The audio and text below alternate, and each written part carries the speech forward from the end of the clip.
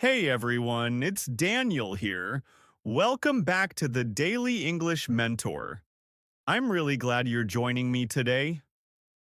Today we're talking about something that many English learners struggle with for years: how to speak professionally at work, even if your English is not perfect. This is an important topic because your English level does not determine your value at work, but the way you communicate can influence how confidently people see you. So today, I want to give you practical tools you can use immediately, no matter your level. Let's get started. First, let's clear up a common misunderstanding. Many learners think professional English requires complex vocabulary and long sentences. But in reality, professional English is simple, calm, and direct. For example, instead of saying, "I would like to respectfully inquire about the progress regarding the previously mentioned document," you can say, "Do you have any updates on the document?" It's shorter, it's clearer, and it's more professional. Professional communication is not about sounding impressive. It's about helping others understand you quickly and easily. When you choose simplicity over complexity, you sound confident, organized, and efficient. And those qualities matter more in the workplace than advanced vocabulary. Next, let's talk about something that happens to every English learner, and honestly, to native speakers too. Sometimes your mind just goes blank. You know the word. You used it yesterday. But now, in a meeting, it just disappears. This is normal. What matters is how you react. Many learners start apologizing, saying things like, "Sorry, my English is not good enough." But this actually makes you sound less confident.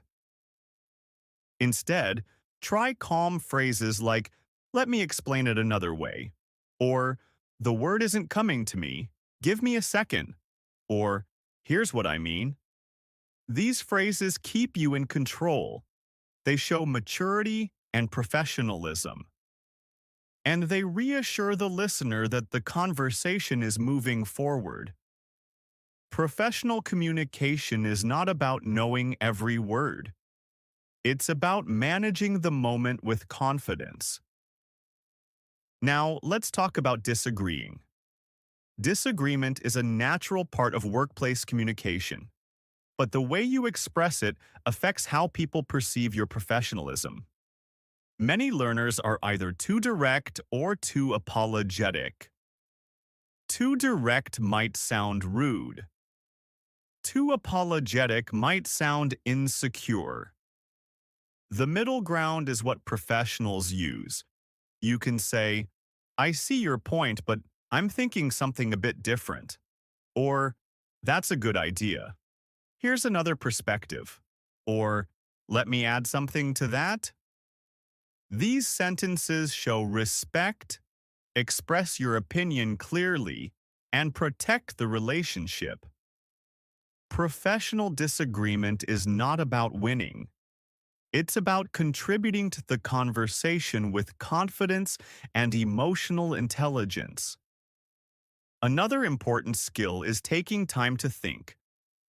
One of the biggest worries for English learners is silence. They fear silence will make them look unprepared or not fluent enough. But in professional contexts, silence is often a sign of thoughtful communication. Compare these two reactions. A nervous reaction sounds like, wait, sorry, let me think. Maybe, okay." A professional reaction sounds like, "Give me a moment to think," or "Let me organize my thoughts." This small difference completely changes how others see you. Taking a pause shows confidence, clarity, respect for the conversation, and emotional control. In fact, strong communicators, including managers and executives, pause often. It's a sign of maturity, not weakness. Now let's talk about speaking to your boss versus speaking to your colleagues. Many learners believe they need extremely formal English for their boss. But the truth is, you don't need a different language. You just need a slightly different tone. To a colleague, you might say, "Can we talk about this later?" To your boss, you might say, "Could we talk about this later, if you have time?" Just one extra phrase softens the tone and shows respect. Another example. To a colleague, you might say, "I'll send it today." To your boss, you might say, "I'll send it today. Let me know if you need anything else." The difference is small, but it shows awareness. Professional communication is often about these subtle adjustments. You don't need to be more formal. You just need to be more considerate. Now let's talk about speed. Many English learners try to speak fast to sound fluent, but fast speech often comes across as nervous, unclear, or rushed. Professional English is steady and calm. Think about the way experienced speakers communicate in meetings, presentations, or conference calls. They don't rush. They speak at a pace that gives the listener confidence. Slower speaking gives you time to think, makes your message clearer, reduces mistakes, and makes you sound more confident. This doesn't mean speaking unnaturally slow. It just means giving yourself enough space to breathe and think. Professional communication is not a race. It's clarity. Another thing to remember is how to handle mistakes. Everyone makes mistakes. Everyone. But your response to the mistake determines how professional you appear. Instead of saying, "Sorry, my English is terrible," try saying, "Let me correct that," and repeat the sentence properly. This approach shows self-awareness and confidence. You take responsibility, but you don't punish yourself for a small slip. Professional communicators correct themselves all the time, even in their native language. What matters is your composure, not your perfection.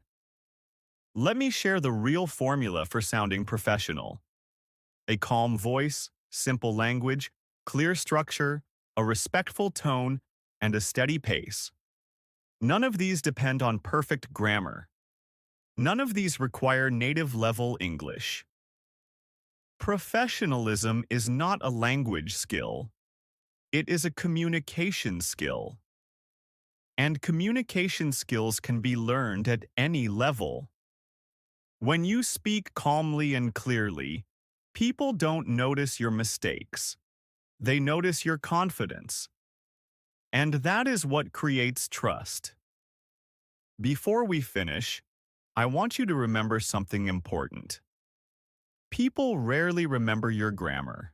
They rarely remember the small mistakes. They rarely pay attention to your accent. But they always remember how you made them feel. Whether your message was clear, whether you stayed calm, and whether you showed respect. Perfect English is not the goal. Effective communication is. And you are already capable of that, much more than you think. All right, that's today's episode. Thank you for spending this time with me. If this message helped you feel more confident in your workplace English, go ahead and give the video a like. It really supports the channel. And if you'd like more clear, practical, real-life English every week, make sure to subscribe to the Daily English Mentor. Before you go, let me ask you one question. Which skill is hardest for you? Disagreeing, speaking slowly, or staying calm when you forget a word? Share your answer in the comments. I read everyone. Thanks for listening. Thanks for learning. And remember, professional English is not about perfection. It's about presence. See you in the next episode.